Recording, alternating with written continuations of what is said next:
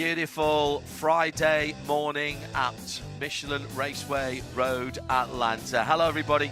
It is the anti-penultimate round of Porsche Carrera Cup North America. Two more still to come, but that does not make this race, the second of two this weekend here in Georgia, any less important or exciting. We have a driver with maybe the fingertips on the championship trophy, which will be awarded next weekend as part of the Formula One weekend at the Circuit of the Americas. But for this weekend, we're on a very different type of track. Natural terrain road circuits, 2.5 miles with 12 corners and a driver's delight. Maybe not so if you're a suspension or tyre engineer, because there's a lot of work for the Michelins to do and for the shocks and springs on these Carrera Cup cars. Yesterday's race was exciting and it set us up rather nicely for today. Shea Adam is alongside me. Shea Adam, we could potentially crown a champion today, and he was in championship mood yesterday. Alex Sedgwick on pole position in the red and white car, but our champion-elect, dare I say, made the best of his start. He definitely did. He was aggressive early on with Luke Hartog, and speaking of aggressive, Elias De La Torre and Michael McCann getting a little bit elbows out going through turn 7 on lap number 1, but it didn't take Luke Hartog to get back to the lead. He did it on lap 1, but then it opened the door for our eventual race winner, Zach Vanier, taking advantage of 2-for-1 passing opportunity, and he goes straight to the lead, a position he would not relinquish for the remainder of time. A bit further back, there was a big contact between Madeline Stewart in the 82, the silver machine, and Sabra Cook. Sabra will not be starting today's race. Madeline will. But at the end of it, on the restart, we were able to go back for some good racing. Zach Vanier for JDX Racing cleared out, set sail, did not look back. Further back in the field, though, it was Richard Edge who was the dominant performer in the Masters class. That's the one with the yellow accents all over the car. And in the Pro-Am class, well, that was a very different tale, because Efren Castro came in 4th on the championship, did everything he needed to try and stay ahead of the guys he's fighting, namely Alan Metney. Metney with a 2nd place finish, still had a good result, but Zach Vanier and the Canadian led the way to the checkered flag overall. I'm giving that victory to Jeremy Dale, who's been away from the track for a little while, but is here this weekend, and clearly his mere presence has reinvigorated the JDX team he runs with Harrison Vick. So Harrison Briggs. Congratulations to Zach Vanier. It's Shea Adam and John Hindhaugh in the Global Broadcast Centre, and Zach will be starting on row 2 today. Let's have a quick look at the grid as the Porsche safety car takes them down to turn 6. It's Michael Cooper and Javier Ripoll on the back row of the grid. Then Jake Pedersen and Jody Miller. Jeff Mosing and John Getz are next up in row 12. Row 11 on the outside, Richard Edge and Matt Holcomb. Chris Palomo and Scott Blind is the Masters pole sitter in 19th position overall. Moise Uretsky and Angel Benitez on row number 9. On row 8, Alan Metney and Marco Cironi in the Pro-Am class. And the front row of the Pro-Am class, Pedro Torres on the outside, Efren Castro in pole position on the inside of row number 7. Top 6 rows, Sabra Cook, we know is not going to be there. Madeline Stewart in 11th. And then the top 10 positions on row 5 on the outside, Colin Kaminsky with Elias De La Torre in 9th. Jimmy Libra and Dan Clark share the 4th row. On the 3rd, it's Yves Baltas for ACI on the outside of row 3 with Michael McCann in that red car with the black and white stripes on the roof. That's number 8 in 5th. Top 4, Zach Vanier for JDX Racing, now race winner for the 2nd time in the Porsche Carrera Cup North America. His JDX Racing teammate Alex Sedgwick pole sitter yesterday. He's disappointed he couldn't turn that into a win. Can he do it from position 3 today? He's behind the pole sitter, of course, but our championship leader outside of the front row for Kelly Moss Racing, Luke Hartog, and Ryan Yardley for top racing performance on pole position. And because of those pole positions, we have slight adjustments in the championship. Ryan Yardley on 186 points, still too far out of it to take the overall championship. In the Pro-Am, Efren Castro moving ever closer to those top 4. And Scott Blind, once again, stealing those valuable points for pole position away from either Chris Palomo or Matt Holcomb. Is there any better sight than 28 cars coming to the line? Flat 6 engines roaring 4-litre, 507 horsepower base. And what a start from Ryan Yardley in the black and gold 78 TCX car. He streaks away from pole position. Championship leader goes in behind in that Kelly Moss white and green car. Sedgwick disputing third position with his teammate Vanier in the two GTX cars. Still the pole sitter holding on, but barely, as they go through the S's for the first time, and that's allowing the GTX twins to close up in fifth position. Yves Baltas and Dan Clark are battling it out for fifth and sixth position. In fact, Dan Clark's lost a few positions there. The highlighter yellow car dropping back just a little bit. But the pole man today has held on to the lead at turn 6, side by side. The McCann Racing number 8 with that black and white roof. Now this is where he came a cropper yesterday, but he has managed to nip ahead of Yves Baltas and nicks fifth position away. What chutzpah from our pole sitter. Ryan Yardley was not intimidated coming through turn 3. Luke Hartog tried to show the nose. It was to no avail. And Yardley, who's looking for his second career win, could find himself on the top step of the podium if he keeps his elbows out like that. Down the inside for the gold and black car, but that gives Michael McCann the inside line. And here's another 2 for 1, is it? This time it's the number 2. We saw this yesterday. Jimmy Libra saw it, and here comes Dan Clark as well in the bright green and highlighted yellow car with a black hood. Number 64 coming through. This is the kind of battling we have become used to. This is standard operational procedure for Porsche Carrera Cup North America. You are fighting, you are attacking, and then all of a sudden someone nips through and you are defending. We are so spoiled to get this kind of racing every single lap of this season. It has been phenomenal for Porsche Carrera Cup North America. So much competition, so much variety as far as our race winners are concerned. Yesterday with Zach Vignier claiming his second win of the season. It could be Ryan Yardley's second win of the season today. Who knows? But we still have 37, almost 38 minutes left of this race. And this does not round out the championship because we still get to go racing next weekend in Circuit of the Americas. 3 different classes. One type of car, one specification of car. The drivers are the determinant factor in which of the categories. The younger drivers are in the pro category. They are most likely to be moving on in their career, and this is why Porsche Motorsport North America has chosen to tick the ABS box. Some of these young drivers will be turning up in Michelin Pilot Challenge and in GT, perhaps even in the WeatherTech Sports Car Championship, all of which have ABS in the GT cars. So this championship unique in having ABS as a standard fit from Porsche Motorsport. Such good battling further down the field as the fight for the lead is on once again. Hartog closing back in on Ryan Yardley, but it's Efren Castro still leading the way in the Pro-Am class. Remember, he won yesterday's race. Now Pedro Torres is behind him, then Marco Tironi, then Alan Metney, then Moise Uretsky. So we're in for a huge points shakeup if this is able to stay as it is, because Metney leads the way, but right now down in P4, he could see that lead dwindle significantly. In the Masters class, though, Chris Palomo, the silver, white, and Porsche car, all he needs to do is finish ahead of Matt Halcomb and hope that Halcomb is significantly further back. If he wins the race, it makes the point buffer even greater. So for today, Palomo's mission is one thing: win. That's pretty simple. At the moment, Matt Halcomb in the 55 Mystery Machine coloured car with his dog on the front. We call it Scooby. It's not his name, it's Zane. It's quite it's got to be Scooby. They've got to give him Scooby snacks. Oh, absolutely. Surely. Right. He's in fourth position with 2 cars between himself and the leader in his class. So in this series, there are no points for leading the most laps, but there are bonus points for setting the fastest lap. As the battle for the lead is on and Yardley maintains position, Luke Hartog gets strung out. He's Vanier. There's Zach This is not a replay from yesterday. Vanier again taking the opportunistic route to a positional increase for him, and the advantage up to second position. He is a master of spotting an opportunity. That wasn't even a door cracked open there. It was barely ajar, and he's through into second place. Yardley, for the moment, has nipped away. This is how he got the lead yesterday, remember, when the 2 ahead. He's a little bit further back this time. Luke Hartog in the white and green car goes down the inside. It slows them both up on the exit, and here comes Vanier in the black and white car. And you know what? He spun up his rear Michelins there, or he would have been closer to Yardley. He did, but I am loving the chutzpah from Yardley. I'm going to keep saying it because it's true. He is showing such determination, and there was an attempt at a pass from Hartog again on Vanier, but it did not go. Sedgwick. And now Sedgwick On the making grass. the pass in the grass going down the back straight.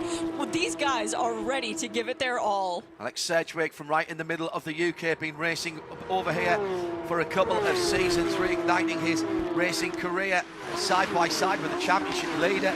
He was hoping to be battling a little bit closer in the championship standings with that number 24 car. He's side by side with him at the moment. It's not mathematically out of the question. Sedgwick is the closest contender to that 24. He's done what he couldn't do yesterday and got ahead of our championship leader in a huge moment for two cars there. Hartog and Michael McCann. McCann has left side damage as far as his door mirror is concerned, but I think other than that, the car managed to stand up very well. Both of the cars going off to drivers left at the exit of turn 12, and now Hartog does get the pass done on Sedgwick. So where did he find the extra speed to try and make that pass happen after being on the grass a few moments earlier? It's moving, the car's moving around. I think he's still got dirt on the Michelin tyres. Why is Hartog working so hard? 2 rounds to go. That is his nearest championship contender, but he cannot afford to be in the wall here. He's got an 80-point advantage as he went way off, and McCann actually did kind of the follow my leader thing. Yeah. He just got drawn into being off the racetrack. Sedgwick right now has more to gain than Hartog to lose, because Yes, Hartog, great. the worst position that Hartog can finish in is 13th. That still garners him 3 points in today's race. This big cloud of dust was kicked up. It's really lucky that nobody else got any kind of dirt in their eyes or anything like that. It depends on if you have your helmet visor down, I suppose. But Hartog with an 80-point advantage coming into today's race. He needs to leave today's race with a 56-point advantage to guarantee this championship. It's almost a done deal, but if he finishes 13th and Sedgwick wins a race, it goes on to the next one. It goes on to the Circuit of the Americas. It's next week. The other thing that has to be a consideration here, we are fewer than 7 days away from these cars being back on the track at the Circuit of the Americas. And if there was to be a big incident, as Dan Clark has a huge slide at the top of the hill at turn 2, you have not got a lot of time to rebuild a car. You would be into the area of sourcing a spare car. Now, there are spare cars about, there are people that you can go and talk to, but why would you put yourself into that sort of situation? Kelly Moss organisation are very smart people. Andy Kilcoyne and Victoria Thomas know how to win championship, and I'm slightly surprised that Hartog, who to this point in the season, to this weekend, has really not put a Michelin tyre and wheel wrong, but he's just seemed a little too anxious for me this weekend, and he was lucky a couple of times yesterday not to end up off the track. It's been a different weekend from Luke Hartog. We talked about it earlier on in the year. Came out of Watkins Glen after finishing twice in both of those races, second. Now we're in a situation where all of a sudden he's got pole fast lap in the race win, 4 consecutive races. Comes into yesterday, things change. The mentality's different. It's not the Luke Hartog we had after Watkins Glen, it's the Luke Hartog we had before it. Nice battle for third position in Pro-Am coming to the line now with Marco Cironi. He has it, Alan Metney wants it. Alan Metney always wants to move forward. Even if he's leading the class, he wants to be in front of the pro cars ahead of him. Well, we saw that a few years ago, back when it was still the GT3 Cup North America, and Alan Metney was one of the guys who was frequently challenging for the overall podium. Yeah. He had no business being up there, but he didn't know that. He didn't care. Oh, he knew it. He knew it. And he did care. It was all about personal honour. So Yardley by a second now over Vanier. Hartog, championship leader, in third. Sedgwick not letting him get away. So Hartog's back ahead of Sedgwick. It's a green and white car ahead of the red and white car. Hartog with the fastest lap of the race as well. That is 1 bonus point, and every single point matters. Could be subject to post-race tech crowning our champion here, and then it would be victory laps, if you will, celebratory laps at the F1 race in a week's time. Shay and I will reconvene for that. Whatever happens in the championship, in the Pro Championship, the Pro-Am and the Masters continue, and of course there's the prospect of seeing these cars. And Little Bird from Porsche Carrera Cup North America, Tweety, has told us that we have an even bigger grid into the 30s for the next 2 races, and these cars are extremely entertaining around the Formula 1 track at Kota. I've commentated on them in previous iterations going into the twilight there. I remember one year supporting sports cars. That was a tremendous sight and sound, and particularly the first and the last part of the track, which are all twisty, are absolutely made for these Carrera Cup cars. Type 992, 8th iteration of the venerable Porsche 911, which was 60 years old a couple of years ago. 1962 saw the first version of what has surely become now, and if anybody wants to argue with you, you can, but you're going to be wrong, surely the most recognisable car, and certainly sports car, ever. Yeah, that same little bird, by the way, that told you about the car count, he did Twitter around me, but it was last year when we had a very similar situation of Riley Dickinson leading the championship by a substantial margin and going into the last round provisionally with one hand on the championship. Nobody else could take it from him, but the message that was conveyed was Porsche could still decide to penalize somebody for, you know, whatever, driving conduct or whatnot. Yeah. So it's not a championship done until the checkered flag on the last race, even if you have an insurmountable gap. So that is worth remembering. No, that is a very, very good point. That bird is very talkative, by the way. Not just asking for crackers either. No. 28 and a half minutes to go in our second race of two this weekend. Masters class, got playing John Getz. Did John hold on to the fastest lap yesterday in Masters? He did. He did, yeah. Yep. In the 57. It was GT silver and blue car. And the exciting thing is it was Scott Blind who got the pole position for both of the races, and then John Getz who comes along and steals the one bonus point for the fast lap. So we know that both cars in the class are super quick, and now we get to see it play out on the racetrack for the final step of the podium provisionally. 28 minutes to go, though. It is all still to play for. I posited yesterday that John's just playing with us, John Getz in the 57 car, and that he just potters around in qualifying and then saves all his energies and his new Yokohama tyres for the races and decides to charge up through the field when it actually counts for something. And do you know what? It might be true. I just put that out there. Second position is certainly up for grabs at the moment, with Zach Vanier now coming under pressure from Luke Hartog. Again, this is the man leading the championship, needs 56 points as he leaves here this weekend to be provisionally crowned champion. Sedgwick has dropped back a couple of seconds from this too. How hard does Hartog want to push? How much does he want to get this championship sealed provisionally this weekend? The answer, from what we saw yesterday, as you heard Cher and I conversing about earlier on, is seemingly quite a lot. Yardley's a 7.5 ahead, and at the moment, with just under 27 minutes to go, Yardley's controlling this race. Last time around a 22.9 for Hardley. Zach Vanier 23 flat for Luke Hartog, who has got the fastest lap of the race. And Luke Hartog is looking at second place hungrily. Zach Vanier kept ahead of him all of the race yesterday, and now he's trying to figure out, how do I get around the back of this gold and black and white Porsche, because I couldn't do it yesterday. Redemption? Question mark? Well, this is an opportunity for Luke Hartog, as once again he dives down the inside at turn 9. This time makes the pass cleanly. Now, that's the first time Luke Hartog's managed to do that, because he's attempted it several times over the last 2 days. Hasn't been able to get it done. That was beautiful. I am going to speculate a little bit here, which I am willing to do, in fairness. I think Luke's on newer tyres. Tyres are not an infinite resource this weekend, and you get to choose where you use your Yokohamas.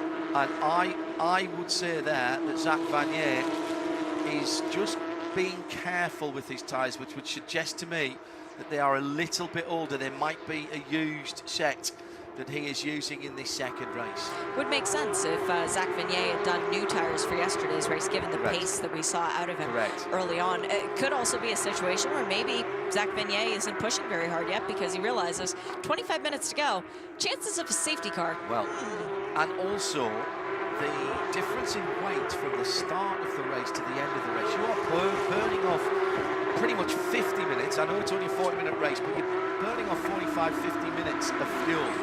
A litre of fuel is just under a kilogram. Oh, sorry, kilogram of fuel is just under a litre of fuel. So you are losing quite a bit of weight in the car. Now, when you set these cars up, you can set them up to be super quick at the start of the race and use the performance advantage of your Yokohama tyres, or you can take the little bit of the edge off there and tell your driver, this car's going to come on from 2/3 to the end of the race as the car is getting lighter.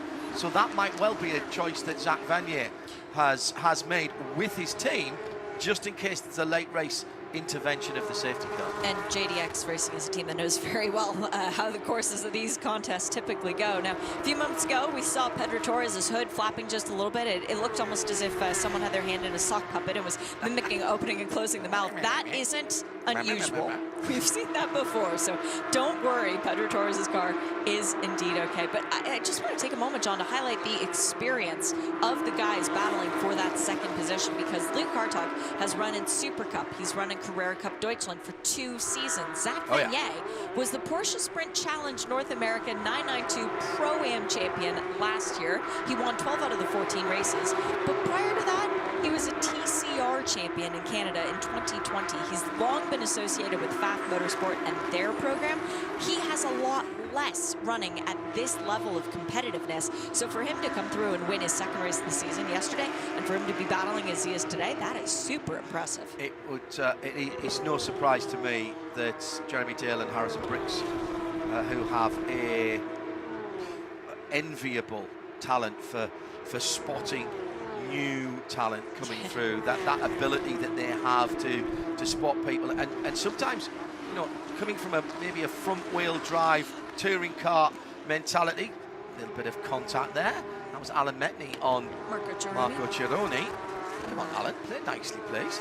That car's got to go to Texas next week. Yeah, Jeremy and Harrison have an enviable reputation for being able to spot talent, and you know, as I say, coming from TCR, front wheel drive, 300 horsepower, a little bit more than that, into rear engine, rear drive, 500 horsepower cars that are traditionally actually quite difficult to get a grip with, and there are some very fine drivers who never get used to driving Carrera Cup cars in particular. I was talking to a multiple British touring car driver a couple of weeks ago at the 40th anniversary of Pro Drive, Alan Menu. He did a couple of VIP outings and he just couldn't get his head around it. The Swiss driver has won everything else.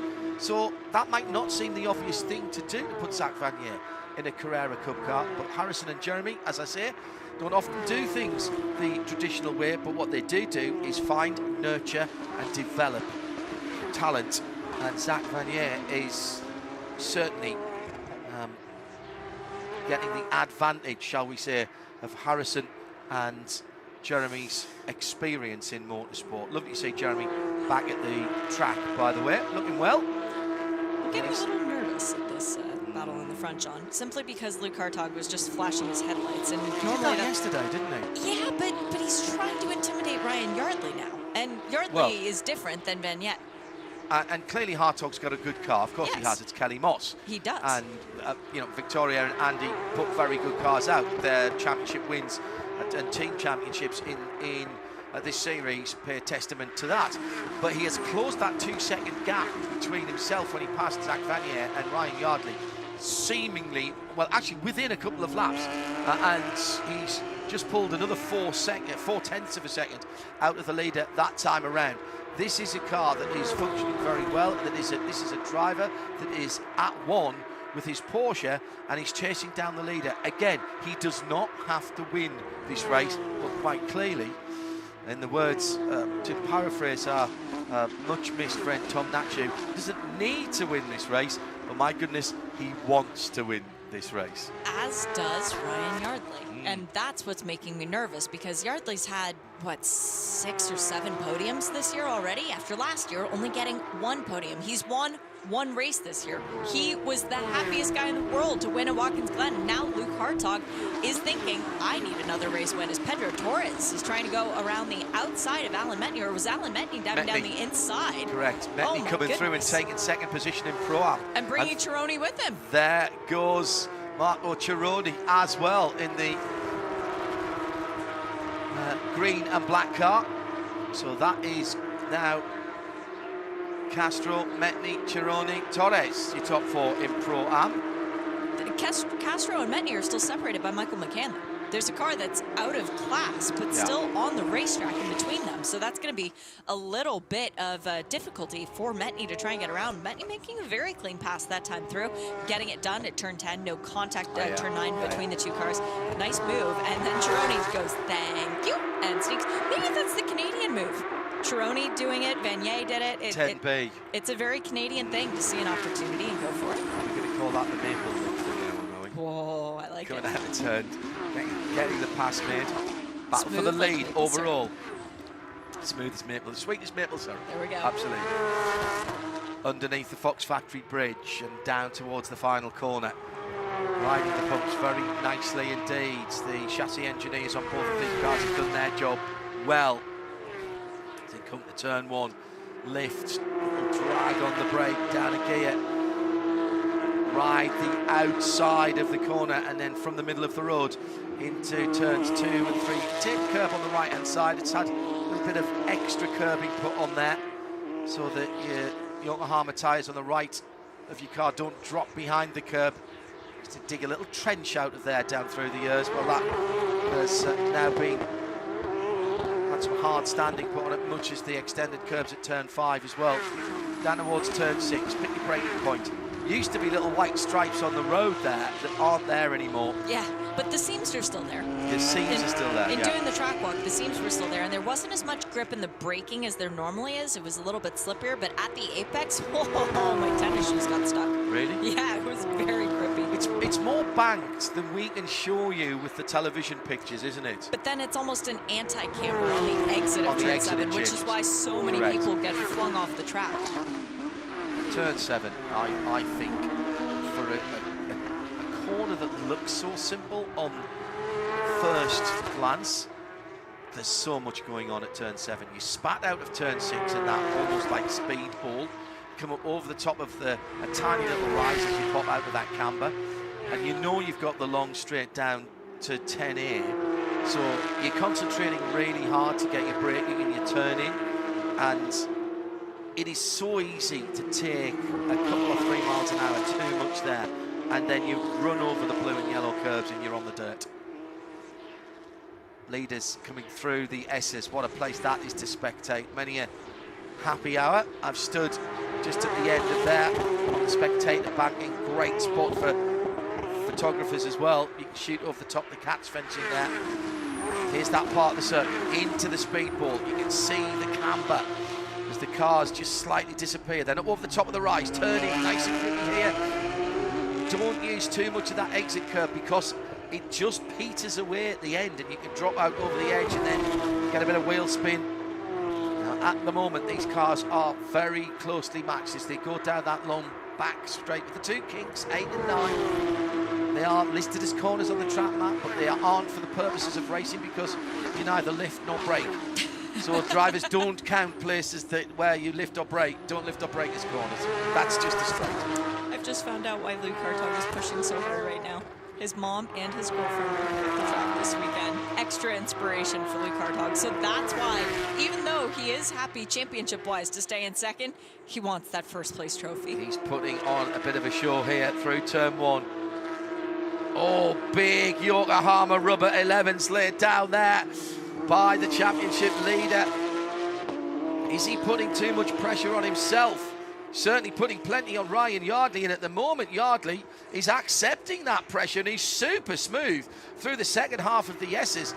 Again, I just wonder if Top Racing have said to him, by all means use your side mirrors, but I want you to just push that interior mirror, point it at the roof of the car and just hit your marks. He is driving superbly smoothly, and that is making it very, very difficult indeed for Luke Hartog to even get alongside. Hartog's flashing the lights. He's trying to break the concentration. That's why you do that. You're not flashing him saying, pull over if you don't mind, I'd like to come through. You're not flashing him saying, oh, by all means, take the racing line. He's trying to break the concentration. That's why he's just pulled out of line, coming into the braking area at 10A, showing the whole front of that Kelly Moss racing car in the left-hand side mirror of the top racing performance car of Ryan Yardley. Down to the final corner, slightly different lines by the two Porsches. A bit more inside curb taken by the leader, and Hardocks off again. And he's got Georgia Clay in the intakes of that car, and that is not what you want. Those air intakes aren't there for sure. They are there to cool the oil and the coolant for the flat six engine all the way at the back of that car. And now that dust is clogging some of those. This is on the ragged edge here from Luke Hartog. It was a very sketchy moment as he got a lot of dirt kicked up in his face, but the grass that packed in the radiator, that's the more alarming thing. Now, we need to keep a very close eye on how close Luke can get to the back of Ryan Yardley's car, because maybe, just maybe, some of the grass will get knocked out by the different aerodynamics coming through the car. Pressure, But it's still one of those things that, oh, it's a huge intake of breath. Lots of red Georgia Clay dust on the windscreen of the number 24 of Luke Hartog as well. Ryan Yardley just dropped his outside Yokohamas onto the dirt. It's 2.5 miles around here, John. At this point, he's driving off of instinct. Luke's going, I think I need to break an 8, 7, 6, 5, 4. Oh, no, it was there. Well, he's absolutely not going to use the windscreen wiper, because that's just going to leave really horrible scarmy marks on that. Windscreen wipers are race drivers, even when it is raining, then that is the absolute button of last resort. Only when you can see nothing at all. The leader this time drops another wheel off onto the dirt. We've already cleaned up a couple of the Michelin advertising banners there earlier on, and actually Luke Hartog, had that banner not been cleaned up in the previous race, Luke Hartog would have hit that Michelin barrier quite hard. So he's probably quite thankful to Jonathan Nodorf for taking that away from him. Let's nip back and pick up some more battles down through the field. Jimmy Libre in 6th position, and Dan Clark has faded back to 7th in the Era Racing GT Silver, Green and highlighting yellow car. Libre in the red, white, blue machine, just going through turn 5, crest the rise down towards turn 6. 77, Colin Kaminsky for Top Racing Performance, teammate of our leader. The blue car hoving interview in the background as they round turn 7 with 12 3/4 minutes to go. I'm doing some arithmetic. I'm trying to see potential points computations. Okay. So bear with me for a second. I mean, you haven't done a colour-coded list yet? Not for this one, okay. because it's not the last race of the season. Correct, because the championship finale will be next weekend. We're going to give you a pass. Thank you. 12.5 minutes to go. 2 more races to go. Nice little battle further down the field. The more stock-looking GT Silver Jake Pedersen 85 car, and right in behind him is the battle in Pro-Am with Pedro de la Torres in the 16. Pedro Torres rather for ACI.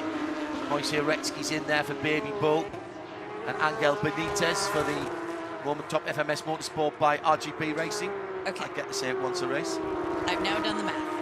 It's not math, that's quadratic equations. It just feels like math. It feels like I am sending someone to the moon and calculating it by maths, hand. It is arithmetic on the run, isn't it? There is so much pressure on this because we did not get 2 pro cars starting the race. The worst possible finishing position for anyone would be 13th. Right. 13th awards 3 points.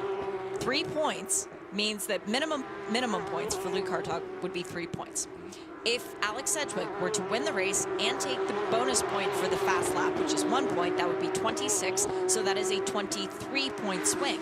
Going into the final race, Luke Hartog needs an advantage of 56 points. The most he could lose here today would be 23. The most he could afford to lose would be 24. He's safe. Okay. As it is right now, as they run, pending any penalties from Porsche, Luke Hartog is our champion. You're all writing this down. I did. That's what I was typing. Side by side action on the back straight. Angel Benitez, Moise Retsky are together. Team up in Concord, North Carolina, from whom we have seen some absolutely outstanding pictures this year in all of our IMSA coverage. They were lost as soon as you mentioned the word arithmetic. Yeah, apologies, That's guys. what I'm hearing. That's their words, not mine, by the way. I am not dissing them at all. There was I could almost see the glazed looks in the control rooms. And that has nothing to do with the fact that it's about 75 below zero in those control rooms to keep all the computers cold. Oh yeah, absolutely. Richard Edge doing a nice job. Second place in the Masters category to the number 68, the pink, silver and white car. Right ahead of him, it's Chris Palomo. Half a second between those two. Not that I'm saying that this would happen. If you get DQ'd though, on a technical, would you still get your points? Yes. Okay. That just happened in Indianapolis Motor Speedway with 2 cars, and they got moved to backward class. Okay. Yep. Well, that's why Hartog can afford to push them, isn't it? Yes. Although I'm not sure that he knows that, because... I tell you what, if I'm top performer, top rating, but I've not told him that. There's not a chance I've told him that. So Yardley from Hartog. Hartog has dropped back just a little bit, 9/10. They might have just got on the radio and given the call to cool his jets a little bit. Vanier's another 1.2 seconds further back, and then Alex Sedgwick again a couple of seconds further back from that. So it's top racing performance from Kelly Moss from JDX times 2. JDX X2, I suppose. Then 2 ACI Motorsports car, yeah.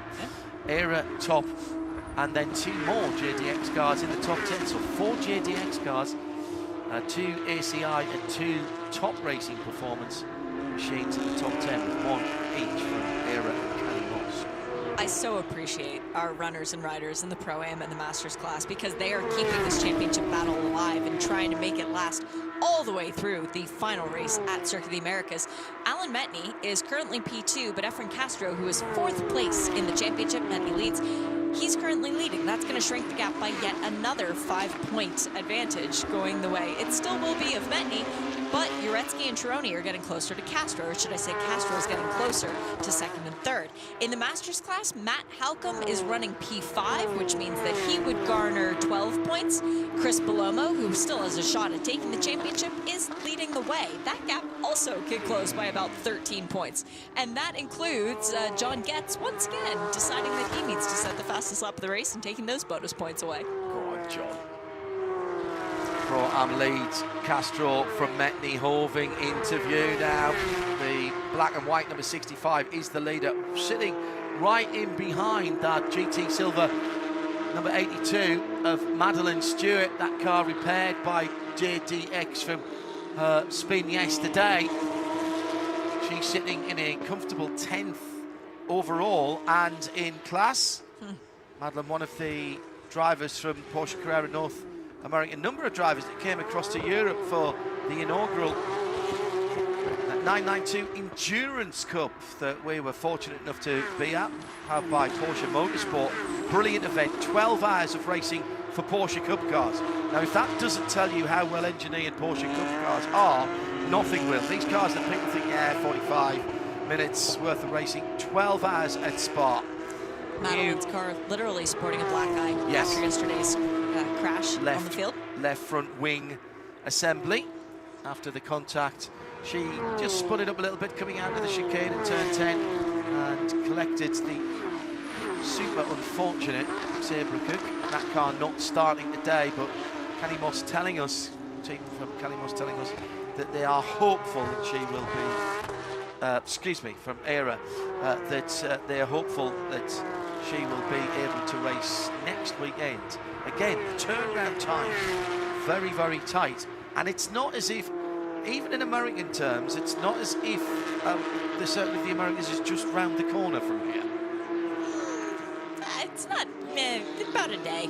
It's not terrible. For trucks, I would think it's probably a day and a half, isn't it, to get down there. Of course, if you've got a couple of truck drivers and you're driving in shifts, you're now going to work it out, aren't you? I'm going to look it up on the map. So Castro and Metney then still battling out. Madeline Stewart ahead of them as they go down towards turn number 6. The rewards for these championships are legion. 14 and a half hours with current traffic conditions. Oh, okay. That's easy. All right, I'll give you that. It's 999 miles. Stop trying. Do You need to do some detour a half mile off the highway to get food. And well, back. actually, just changing lanes several times should probably add the additional mile. Well, we wish everybody well on the trip down there to the next race. Cars will be on the track on Thursday of next week, Friday of next week, for their first free practice. And of course, we'll have the 2 races, one on Saturday morning, one on Sunday morning, Texas time, and that will decide the home for the silverware for 2024's Porsche Carrera Cup North America. And I can tell you from experience, I've been very fortunate standing on a Formula One podium at a Formula One track. When you have earned that position, it's a very special feeling indeed. At the front of the field, Ryan Yardley continues to lead. Luke Hartog now has eased away. And since the last time I told you about the gap, it has doubled from 0.9 to 1.8 seconds between Yardley and Hartog. And that was a better lap last time around from Zach Vanier, who is still 9/10 of a second back. Alex Sedgwick's found a bit of pace. He's just half a second behind his teammate. In fact, second, third and fourth, just beginning to squeeze back together. Yeah, and I've just had a very interesting thing pointed out about that Circuit Americas weekend. There's only the one 35-minute practice, the one practice session, and then the races are 35 minutes plus 1 lap. So, in effect, this weekend is a bit of a warm-up for Circuit of the Americas. True. Yeah, very much so. The slight difference in the format because of the time certain nature of a Formula One weekend. It is both a great honour, but also can be a bit of a double-edged sword being on the F1 programme.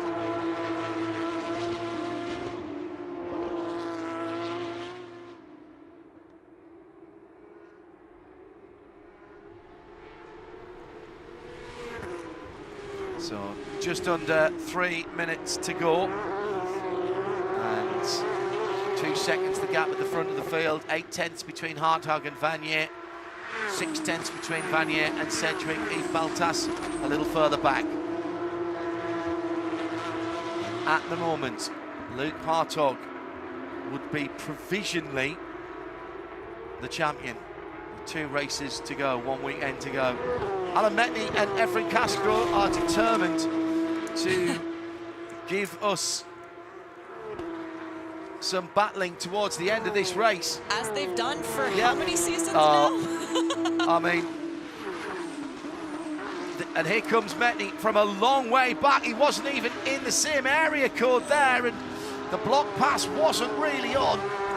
Castro just held his racing line, gave racing room on the inside of the left-hander, knowing that he would be able to get to the apex of turn 10B. Nice driving by both of them. The default, if you look at the broadcaster's manual for Porsche Carrera Cup North America, if in doubt, find Castro and Metni for the TV coverage. Yes, absolutely. Yeah, that's... And if in doubt of a car going quickly in a race, look for John Getz. Yeah, because John he's Getz. always going to put in the fast lap. Yeah, absolutely right. These are indisputable truths of Porsche Carrera Cup North America. Well, Ryan Yardley was pressured extremely hard early on by Luke Hartog. He weathered that original storm. He's had a bit of pressure in the middle to the last third of the race, but now, whatever strategy he discussed with Top Racing Performance has played out perfectly. He's got a 2-second gap as he starts the final 2.5 miles of this weekend of Porsche Carrera Cup North America action here at Road Atlanta. Done a fantastic job today to keep the elbows out, to keep calm, cool, collected, not look in that rearview mirror. I do wonder if the rearview mirror is even still in the car at this stage. It's gone. It's got to be gone, or it's, you know, hanging out around the footwall somewhere. But Ryan Yardley has driven so well this entire season. We saw that spark of life come into play at Circuit of the Americas the second round last year. That's when we really started to see Yardley mesh with this system, this style of driving the car, and today he has proven once again that if he were to return next year, he will be a championship contender. Totally agree with you there, Shay. The livery of the TCS supported car, distinctive. We're talking about a livery competition yesterday, and on the socials that took off a bit, I have to say. We had a few votes in throughout, so perhaps something for the organisers to think about. We had a second-time winner in race 1 yesterday, and we will repeat that with a different driver today for his second win in Porsche Carrera Cup North America. Ryan Yardley takes the checkered flag at Road Atlanta for top racing performance with 2 seconds of an advantage on Luke Hartog, who provisionally takes the Drivers' Championship with 2 rounds to go. Zach Van Lier packs up his win yesterday with a 3rd position, and in Pro-Am we are still battling for the lead into the final set of corners, and once again Alan Metney comes from way back. There's traffic in front there as well. Surely Alan's not going to go down the inside at the final corner. He's thinking about it, you know, but that's just 1 corner too far, and Efren Castro holds on as they go across the line. Brilliant entertainment. Under a 10th between the 2 Kelly Moss teammates. That's 3 Kelly Moss racing cars on the podiums already, and they'll get a 4th one with Masters as Chris Palomo takes the checkered flag. And that championship lead then is a big bite into that as Matt Holcomb comes home now in front of me in 5th position. Shea is working the arithmetic, so full Pro-Am result was Castro from Metney and Marco Gironi back 4 seconds in 3rd. In the Masters, Belomo by 2 seconds from Richard Edge and Scott Blinn for Ruckus Racing. Then John Getz, who set the fastest lap of the Masters race again. John, my hat is off to you. You give us all great hope. Matt Holcomb comes home 5th championship leader. So Ryan Yardley, what does this do to his confidence for the final round of the season? 2 rounds of the season. Just 1 week away. You're only as good as your last result, and the last result for Ryan Yardley, unofficially at least, will show him at the top of the pile with Luke Hartog, our championship leader coming into this weekend, has, I think, done enough to provisionally give him the championship. At least he can't be overhauled on points unless he is a very, very bad boy next weekend. Vanier in 3rd from Sedgwick, Baltas, Libra, Dan Clark, Kaminsky, Torre and Madeline Stewart in the top 10. Just outside the top 10 is our top 3 in Pro-Am. Efren Castro from Metney and Chirone. They finished ahead of Jake Pedersen and Michael McCann. Pedro Torres 4th in the Pro-Am. Angel Benitez. And then the Masters podium, Belomo, Edge, Scott Blind, John Getz and Matt Holcomb, all in the points there, with Jeff Mosing finishing in 24th ahead of Jody Miller, Javier Ripoll, Sebra Cook and Michael Cooper. Sebra not starting the race, neither was Michael Cooper. We hope to see them back for next weekend. Provisional championship results. Shea Adam. First, I want to talk about the Andile Cup, because that came to a conclusion at the end of this race, even though the full season championship goes on. Luke Hartog won that championship yesterday for the pro class. Alan Metney took the lead yesterday in the Pro-Am, and it's very close between Matt Halcomb and Richard Edge in the Masters class, but I think Edge might have it. We are going to have to do the math on that in just a few moments' time. But provisionally for the overall championship, it is an 87-point gap for Luke Hartog that cannot be overcome. Yeah.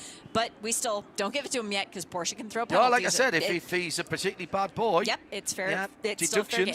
Second place, wide open. Alex Sedgwick on 216 points, but after today's win, Ryan Yardley has 211.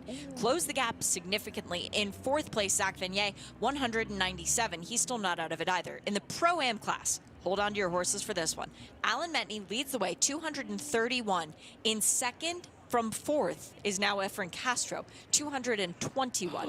10-point gap between the two of them. Gets better. Marco Cironi, 220.